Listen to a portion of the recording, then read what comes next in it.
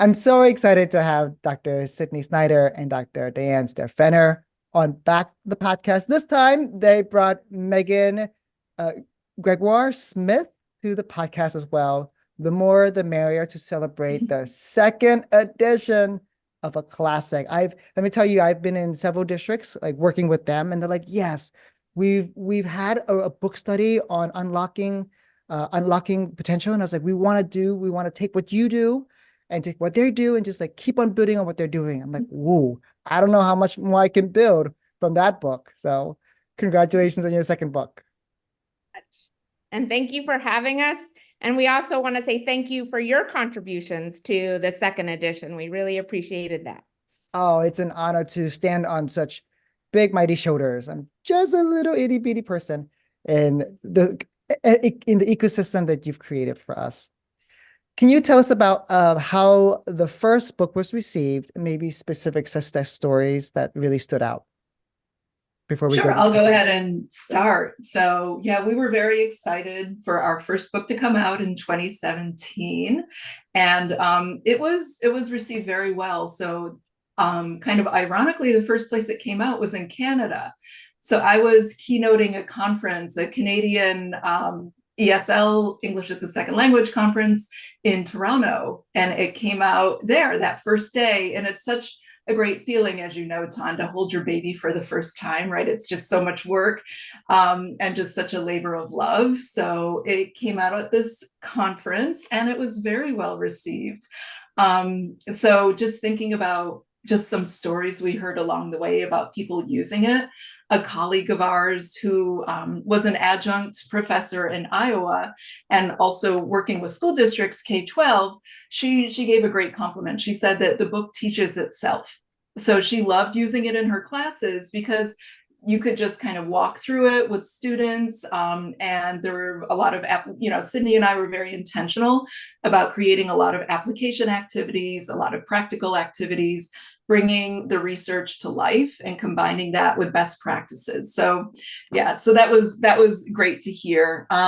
Just a couple more stories. The first edition of the book, it was used in 5 different cohorts in Montgomery County Public Schools in Maryland, a district that Megan and I have worked with in an ongoing way over several years now.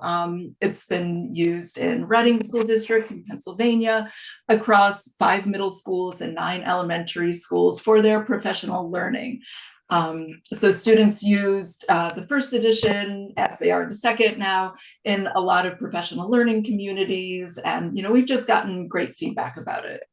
I love that your colleague who's a adjunct professor, she said like, oh, the book teaches itself. And that's such a compliment because in university at times it's the ivory tower. It's really dense academic texts and very serious academic texts. But your book, well, what teachers really need is like, okay, how do I teach? And for a professor to say the book teaches itself, the participants love it.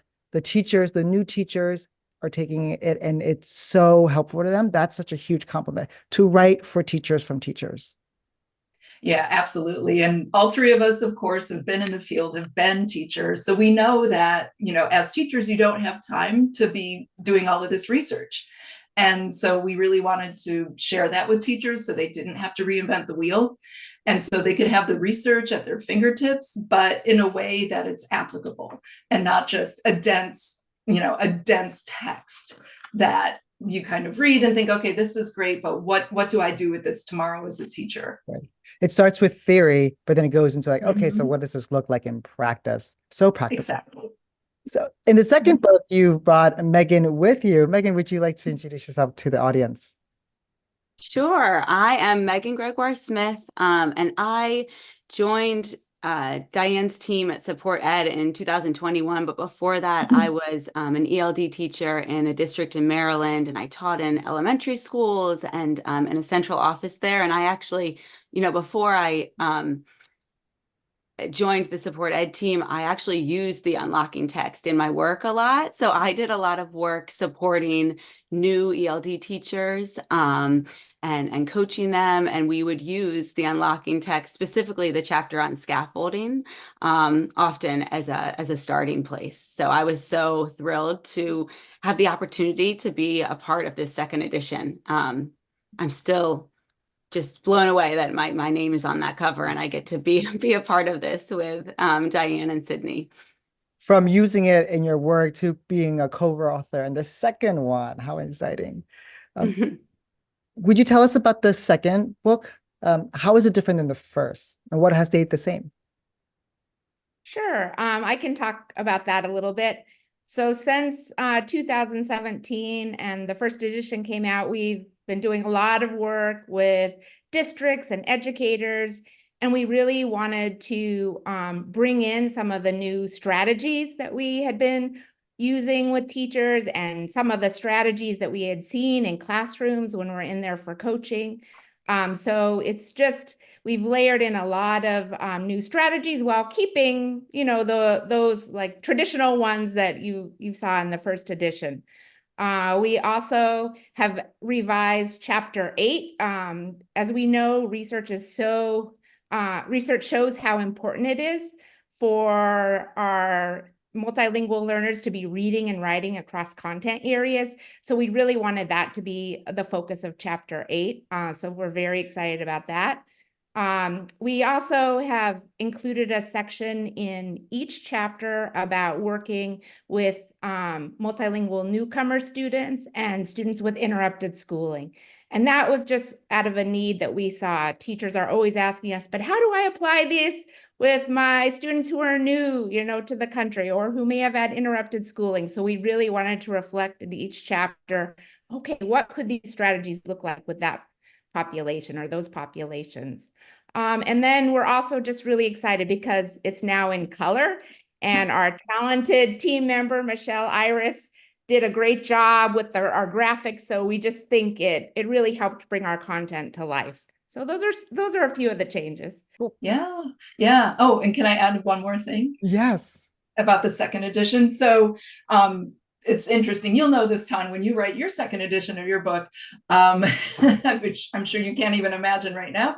But a second edition is supposed to contain 20% new material. We definitely have way more than 20% new material in the second edition of the book. We haven't calculated it yet, but it's very significant that we build on the first and offer a lot of new strategies and new tools and updated research.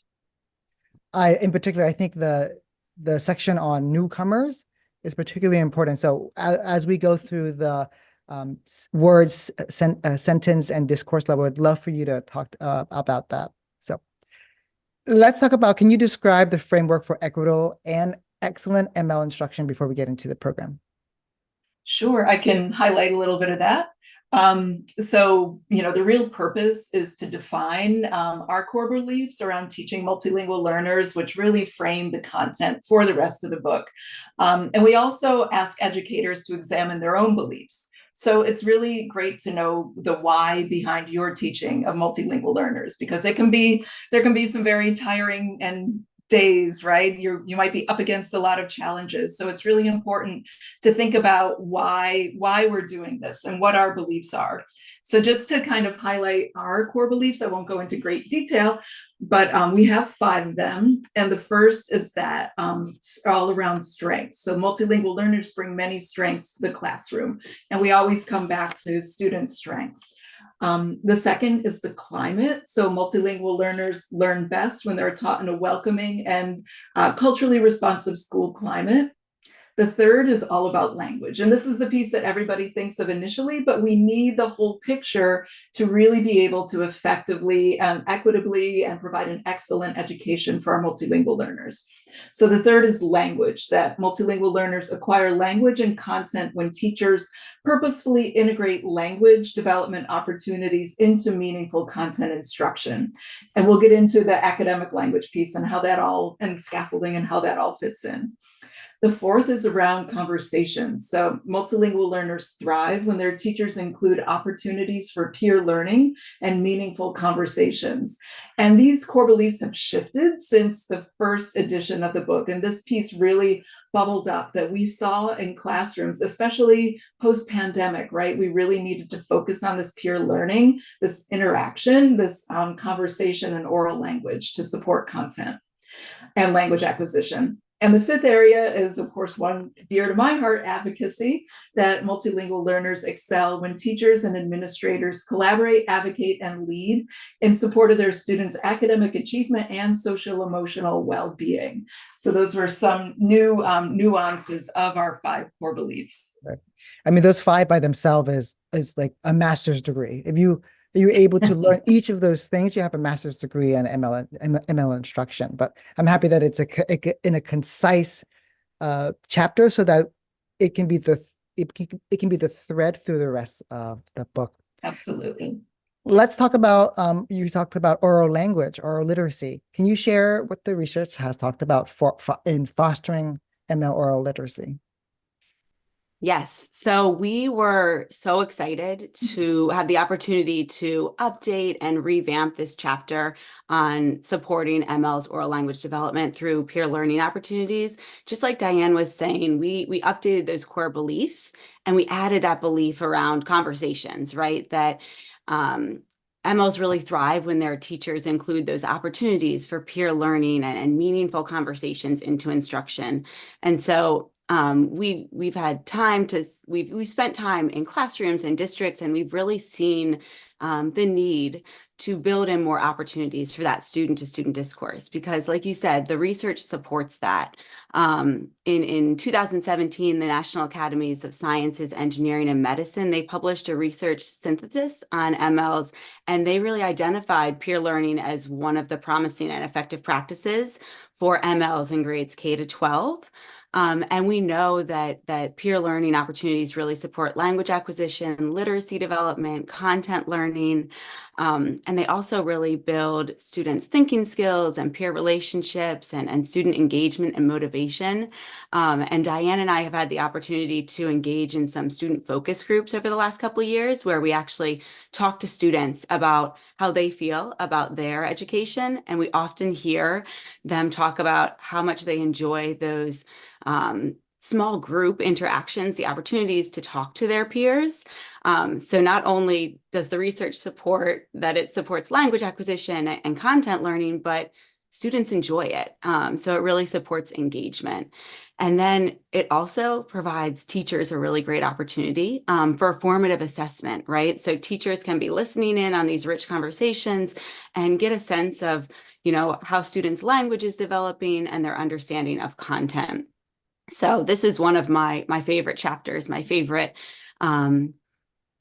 pieces to really bring to life with teachers. And so in the chapter, we really focus on developing activities that provide our MLs really authentic opportunities to talk. And of course, with those scaffolds embedded. So Sydney brought up that we focus in on our newcomer MLs and our students with interrupted education.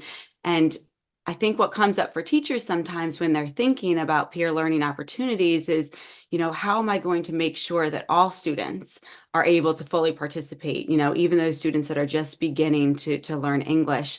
And so we suggest 4 key practices to really prepare our MLs to be able to engage in these activities.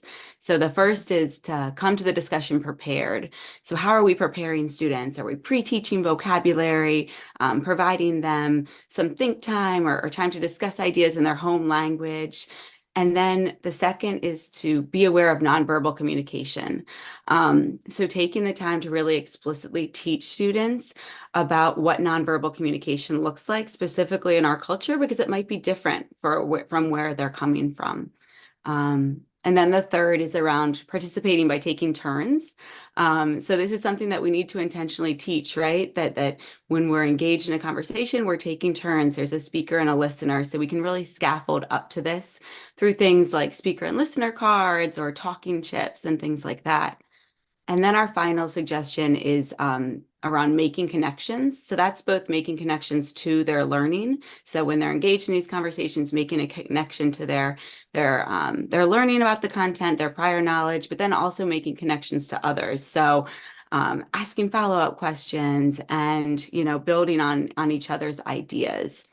And so in order to engage in these peer learning activities, we share a bunch of different activities that teachers can bring into their classroom. And one of my favorites is the 1-3-6 protocol. So I don't know if you've heard of that one, but that's one where students are moving from a smaller group to a larger group. So that one is they're working independently. They're thinking about a discussion prompt that you gave them or a task to complete, and they're maybe thinking about it, writing about it, and then they move into a group of 3 to discuss it with a smaller group.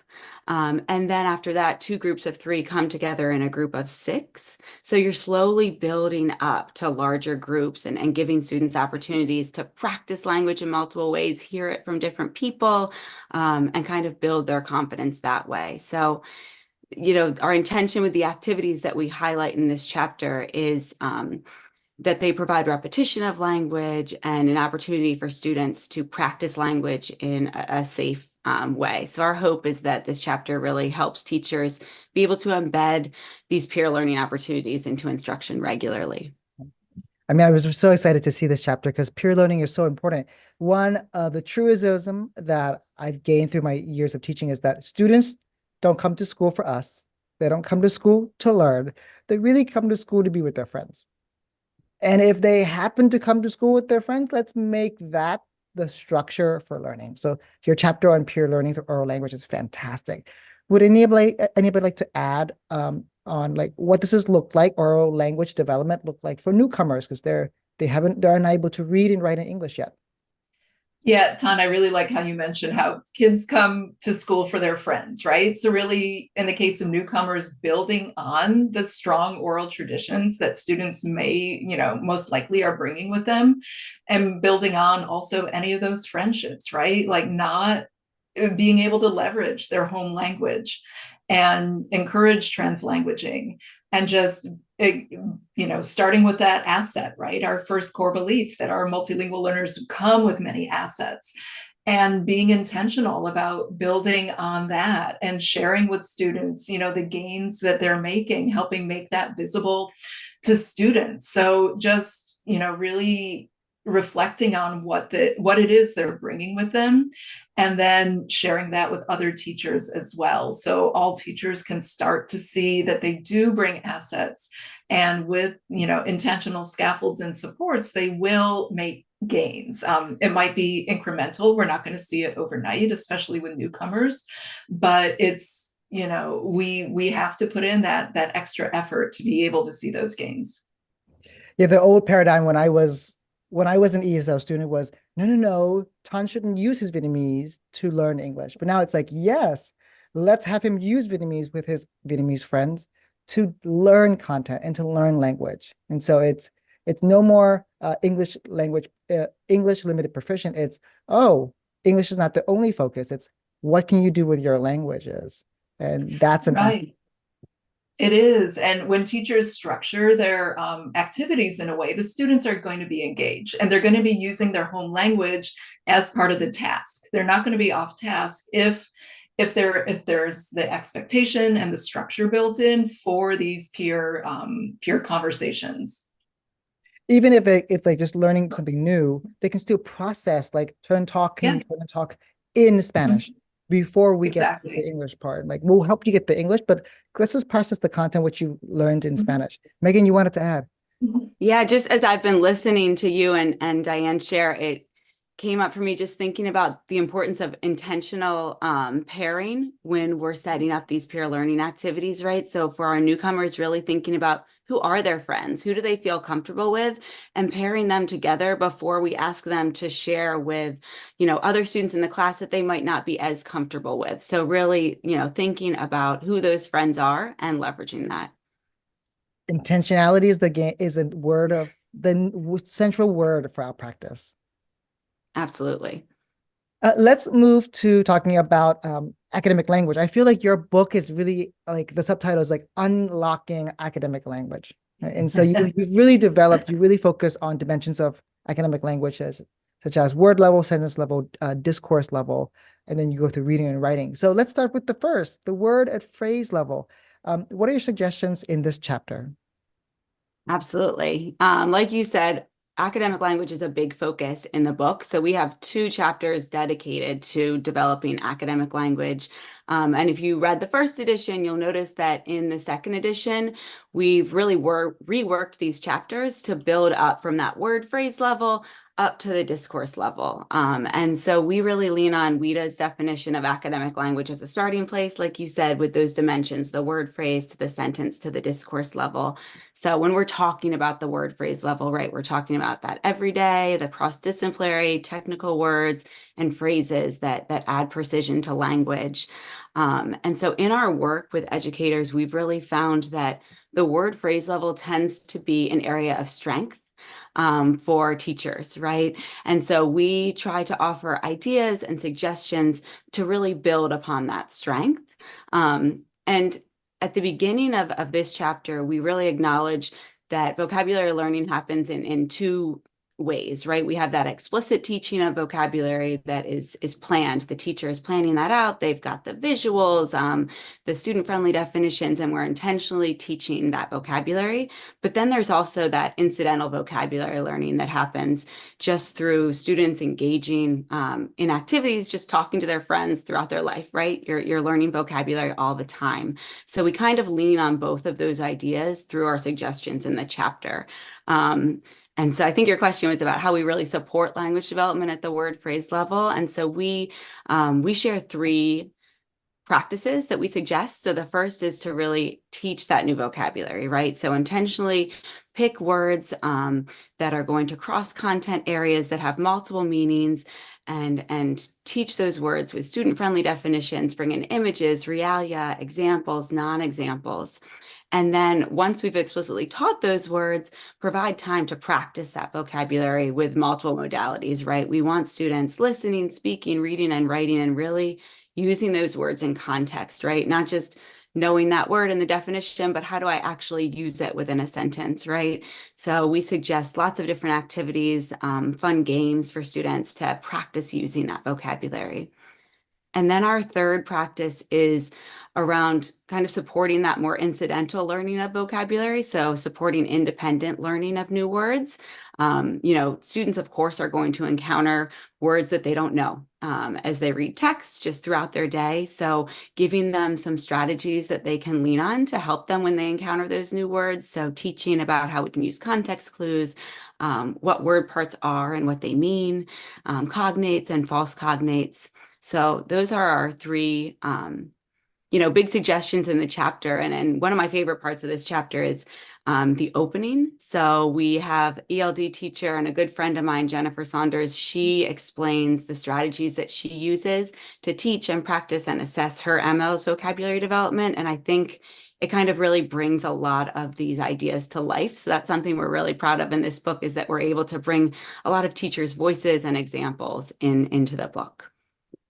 What do you do when you because when I work with teachers, we work with vocabulary, but they want to sometimes just find like 20 words from a text, and then they move to the next text and then they'll look at another 20 words, and we're like, and the kids like, and the teacher's like, I don't understand why kids don't understand these 40 words. So what are your suggestions? I see all you smiling. So in the chapter, we really highlight that we should focus on a small number of keywords, right? I think our suggestion is 5 to 8 words that we're really focused on, and being really intentional about how we select those words. Is it a multiple meaning word? Is it a word that they'll see in multiple content areas? And we give suggestions around what words not to teach or what could be taught just in context, right? That we don't need to spend a lot of time on. So we try to give a lot of suggestions to really focus teachers in on focusing on a small number of words, because we can't teach every single word that students are going to encounter. Yeah. Yeah, and just building on that, our reason for suggesting a small number of words is borne out in the research, right? So we really draw heavily from a meta-analysis of high-quality research that says you're going to have more effects, more positive effects if you choose a small number of words, like 5 to 8 words. And that, like Megan said, you can share the why about why you're choosing these words. So knowing kind of your high leverage or words that you get a lot of bang for your buck from. So, teachers have very limited time. So choosing your words, your vocabulary words and phrases very wisely that are going to help move your students along in your very limited amount of time. That's one of the best approaches. And I just wanted to add on, when we're talking about students who are newcomers, we might want to have different sets of words, right? So what can we do to really pre-assess student understanding? Because we don't want students to be spending a lot of time practicing words they already know. And at the same time, we want to make sure that our students who are at lower levels of proficiency are getting the words that are really essential to that content. So they're focusing their time on that.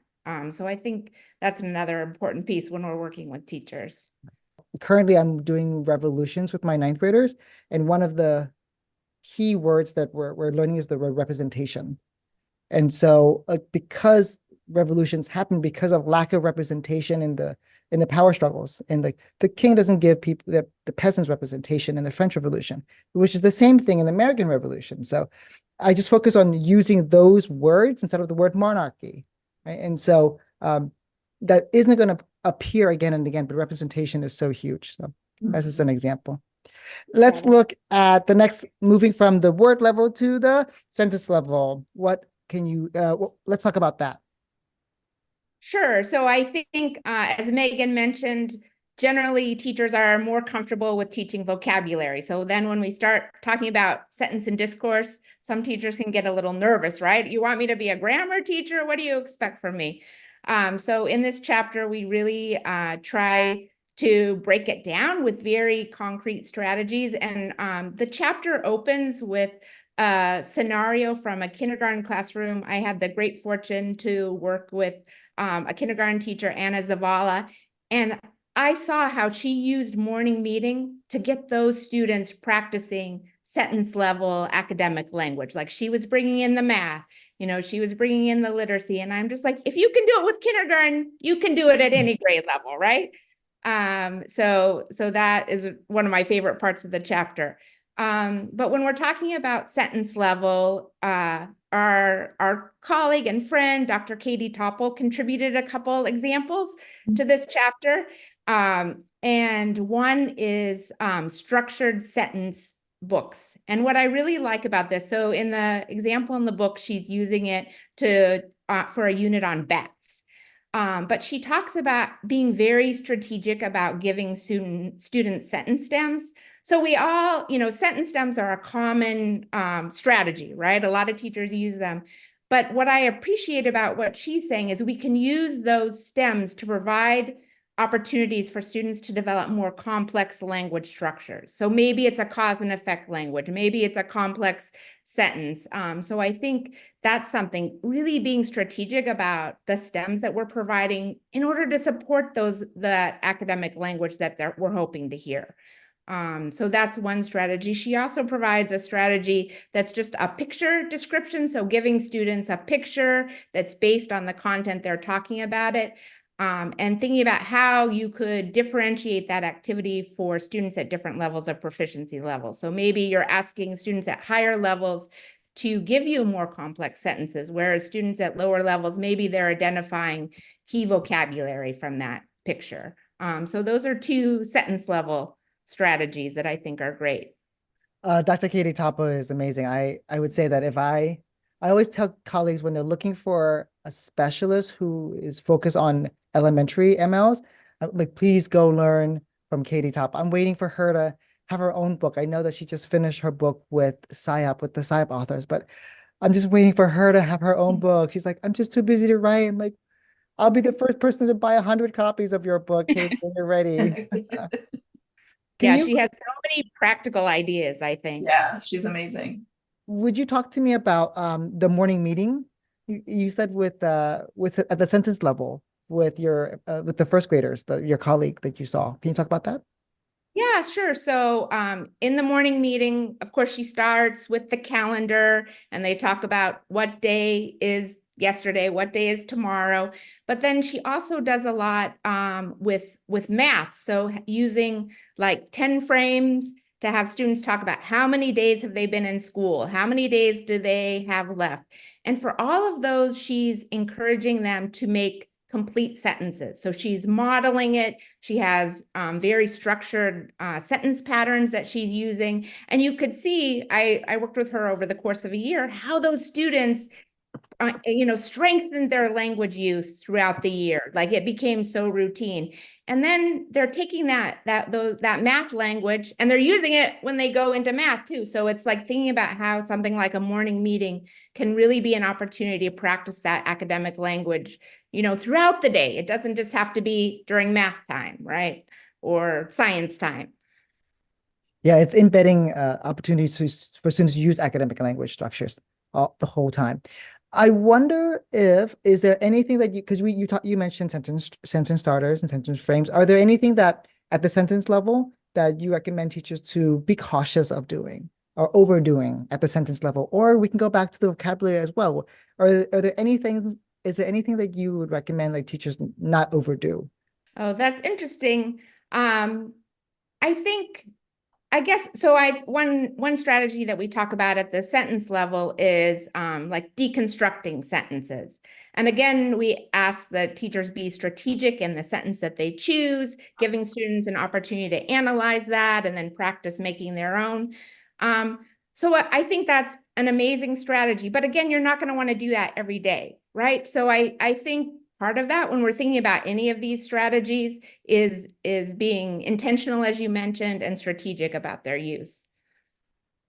Yeah, and we in our work with support ed, we do a lot of coaching and classroom visits, so we get to see this growth over time. And honestly, this is an area, the sentence level academic language, that I have never seen overuse of, like when I've been in classrooms. So I don't know if I think just, incorporating a couple of these strategies into your repertoire, not using them every day, but, having them in your toolbox is going to be a great way to help, increase students' proficiency and academic language. So like personally, I haven't seen an overuse, but maybe I will someday as this book gets into every teacher's hands. They'll just be really looking forward to using the sentence level strategies. And we do in this chapter, we do help kind of navigate the unfamiliar territory of the grammar, right? So we spent a long time, we really wanted to be sure that teachers, we don't think teachers need to know every single term, every single structure to be able to voice it. We're not expecting teachers to be linguists as well as, all their other hats.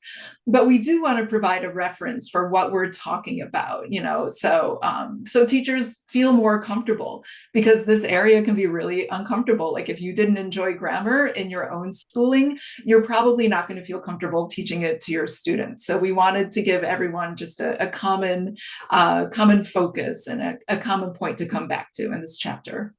Would you go a little more into that? Like, how did you structure grammar instruction at the sentence level?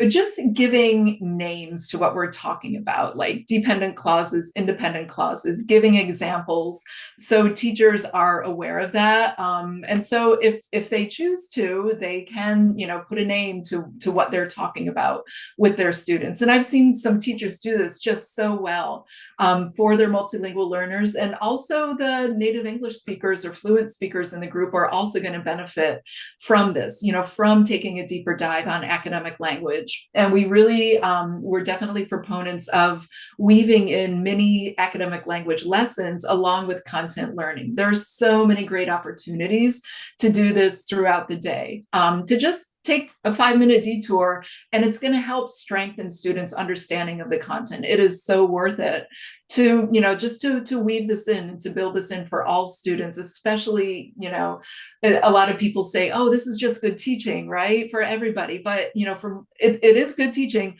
but for multilingual learners, it is critical and it's a non-negotiable. If there is And go ahead. I was just going to say one new activity that we added to chapter 6 is an activity where we have some classroom scenarios, and it gives an opportunity for our readers to look at those scenarios and think, oh, at the word level, sentence level, and discourse, and think, what would I do next to support this student's language development? So we kind of describe how they're producing language related to the content. And I think that reflection piece is so important, right? Mhm. For teachers to think, oh, this is what my students are doing now. How can I take them to that next level? It seems like sentence level writing is all the rave. There's a new recent book out there by Corin about sentence level writing with instruction for MLs. And one of the classics in the field, classics 2017, is The Writing Revolution by Judith Hoffman. Like that book has revolutionized the way I write. I teach writing now. So for example, Wow. we just learned about uh, we looked at the American Revolution, and I'm having students use the word even though, comma, to process the American Revolution.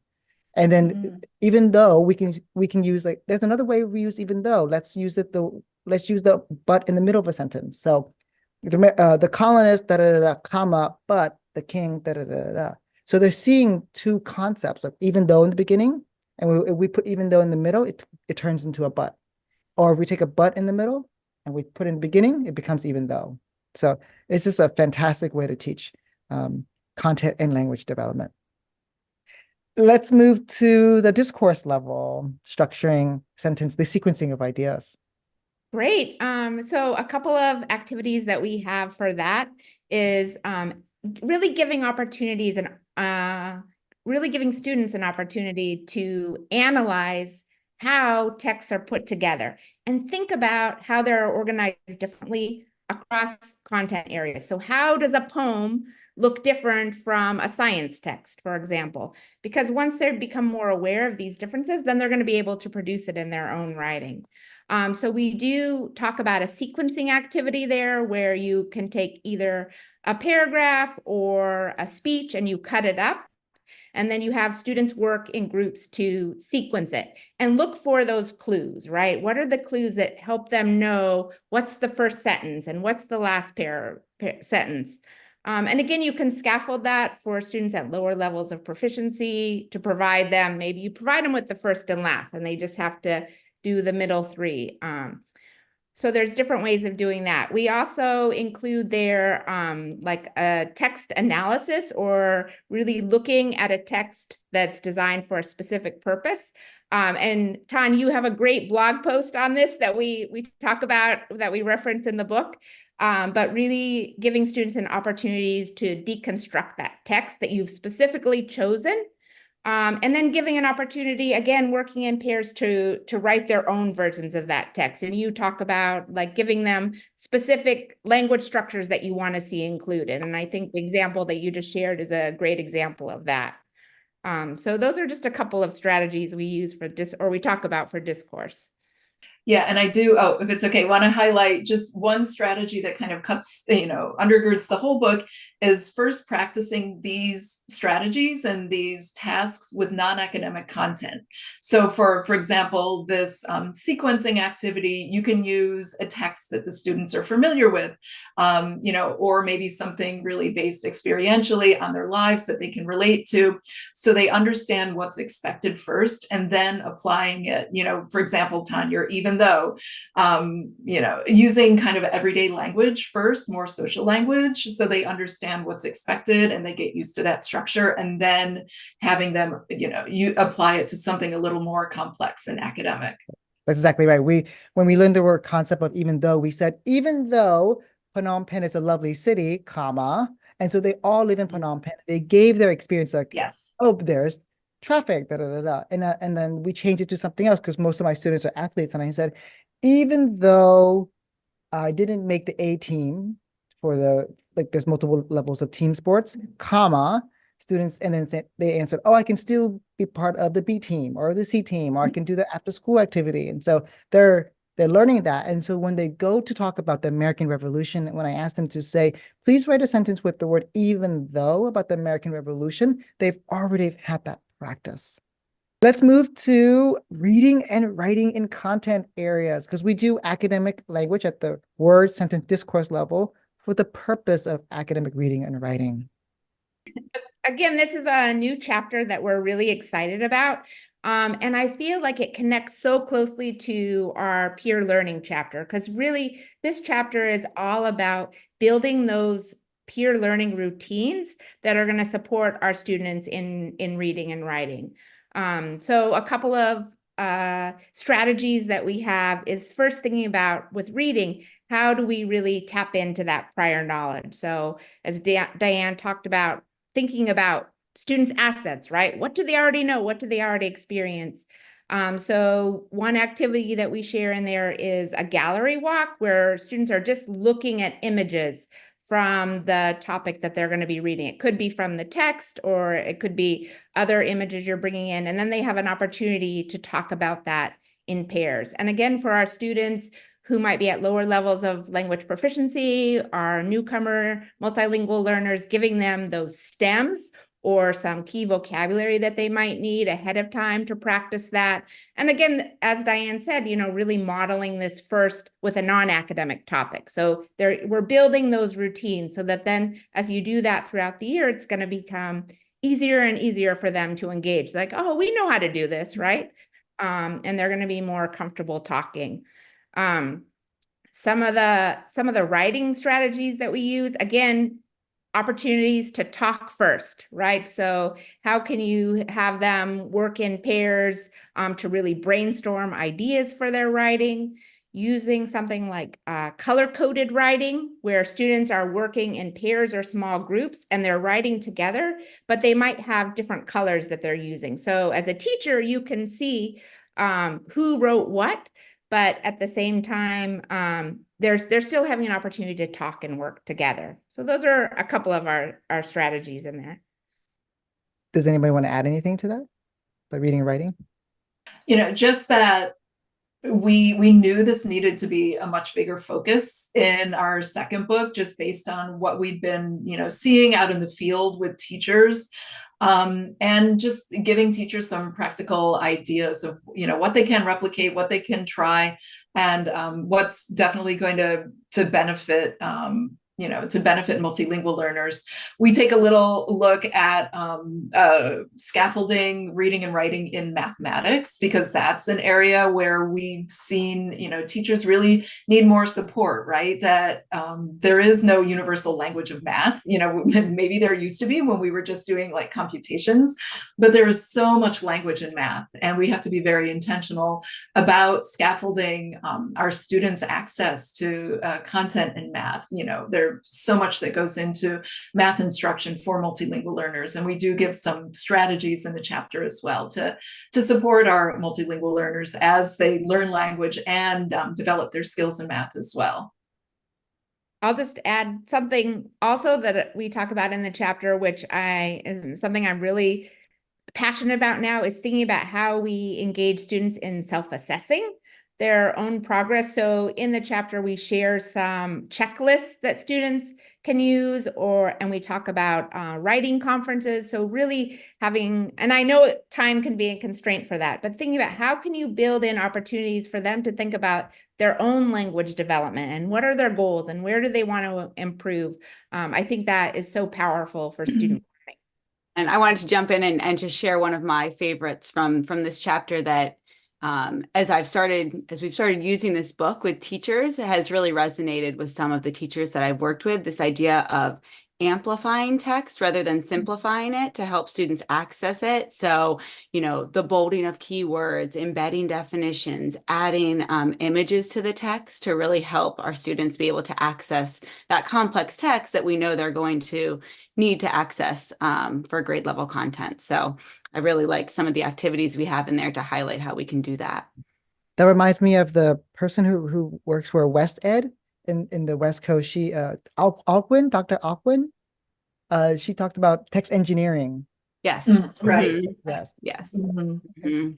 Yeah, and this is something that teachers have been doing naturally, but now they have a name for it. And that's really empowering to see, what you may have been doing all along, like, oh, it's actually, we have a name for this and it's called something. And, it can be very, super beneficial for students when we're amplifying instead of watering down or only giving home language text. We really want to have students work towards that grade level text and grade level content. So it's just so important. What do we do now in the age of AI when we can simply say, take this text and put it at a grade 4? Yeah, we have to be just so careful, right? In AI and use our own professional expertise. Because we've all kind of played around with AI, at Support Ed with a very outcomes. Some things have just been, kind of scary still to see what can happen. So it definitely has its place. And I think we just really need to be cautious. The way I use it is when I go to co-teach in my classes. So for example, I was working with my students in grade 10 and they're looking at urban development in Phnom Penh, and there's an article about it and it's so intense. And we just said, please turn this article into a grade 4. So the student is researching and it's now able to access urbanization in Phnom Penh. But when he goes to my class, we're reading on-level grade level text that's not AI, that it's text engineered, that's scaffolded, but without amplifying the text, without reducing the rigor of the text. So I see AI as as a way to help students process content, but when they come to my English class, they still get to develop their academic literacy muscles for reading really difficult, rigorous texts. Let's move to the last part of your book, which is about assessment. Can you talk about designing and using formative assessments for MLs? Sure, I'll talk a little bit about that. And so this is a topic that is, I'm very passionate about, among others in the book.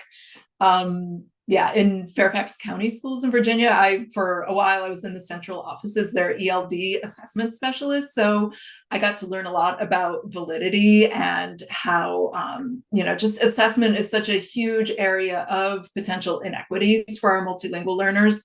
So the advocacy thread definitely through this chapter.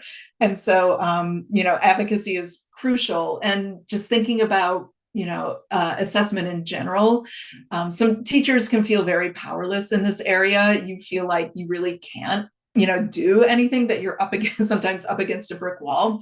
But the area of formative assessment really allows teachers to use their creativity and to really draw from their professional expertise and design formative assessments that are valid for students and really provide information that's going to help them adjust their teaching. And that's the key, right? So having these regular checkpoints that are testing what they're designed to test, and where students are involved in the process, as Sydney mentioned, where students are doing self-reflection along the way and having a voice and constructing assessments. And formative assessments is not only a way to empower teachers, but also multilingual learners when they're involved in the process, in their learning, when they're setting goals. And so again, the idea is that teachers use their information, their data from formative assessment to adjust their instruction. And in this chapter, we walk the readers through a 4-step process for formative assessment. So articulating the construct being taught and assessed. So are you assessing verb tense? Are you assessing content learning? And making sure that students are aware of what's being assessed. So we're huge proponents of student-friendly rubrics. So students are, they know what they're being assessed on, that they see models of what the teacher is expecting. So they know what they're working towards. And the second step in the process is collecting the evidence. So how are we going to collect the evidence? Is it a checklist? Is it a rubric? Is it an exit? Are we using a rubric? Is it an exit ticket? Is it just a fill in the blank little exercise, for example? Are we walking around as students are having these peer learning conversations. See, it comes back to peer learning all the time, right? Do we have a checklist? Are we taking conferring notes, for example, and using that in our instruction? So the third step is interpreting the evidence, making sense of all of this data that you have now. So what is it? What does it mean? And what are we going to do with it? And then the fourth step is using the assessment data to plan for this ongoing instruction. So now that you know this information, what changes will you make? What students, might you need to reteach something to? How might you group students differently the next time to really draw from their strengths? So this is, we love kind of ending the book with this chapter, but we feel that assessment shouldn't be a standalone. It needs to be woven throughout all of our instruction. And you'll see throughout all of the chapters, there are ways to take, what we share and turn these tools into formative assessments for students. So, that's how we like to end the book. It reminds me of like your last chapter, formative assessment, reminds me of like a plane. A plane gets to its destination because the second it takes off, it's constantly readjusting. We can't feel the readjustment. Hopefully we don't feel the readjustment when we're on a plane, but it's so slight and gentle. And it goes back to your peer learning. Like we can just adjust our lesson by listening to students' conversations and moving them slowly towards the goal where we need to go. So let's end the podcast with this in our last 4 minutes. Let's pretend that you are writing, when you go and do book talks and when you go and do book signings, you usually write a small little comment to teachers. What would you like to write to teachers orally through this book? If you were to give every single audience member listening to the podcast a little message personally from you to them in the inside cover of your book, what would it be? I'll go first. When I'm signing books, and I remember the first time I did it, I had to Google, what do you write in a book? Because I had no idea. And you have limited space. And then, anyway. So just one thing I would want to write is that, you have the tools already at your fingertips. So it's just, this book will help you draw from what you already have and build on your own strengths to really bring out our multilingual learners' strengths. I'll just say that when I sign, I always say thank you for all you're doing every day to unlock multilingual learners' potential, because we know how hard teachers work and how creative they are and empowering. So I think, really thank you. And we hope that, some of these strategies are helpful to add some new tools to your toolbox. And I actually have never signed a book yet. So I'm thrilled for when I get to. But I think that the big thing I would start with is that thank you to teachers, right? Thank them for picking up this book and taking the time to really think about how they can better support their multilingual learners, and that I hope this book brings them some new tools for their toolbox. So I think just that big thank you to teachers. Well, the field has already been thanking you since 2017 when your first book came out. And when you announced the second book, I was like, how are they going to improve a one-in-a-generation book? And they did it. And so congratulations on your second book, not just 20% new, but a whole lot new. And we're so with gratitude for your contribution to the field. So thank you, Sydney, Megan, and Diane.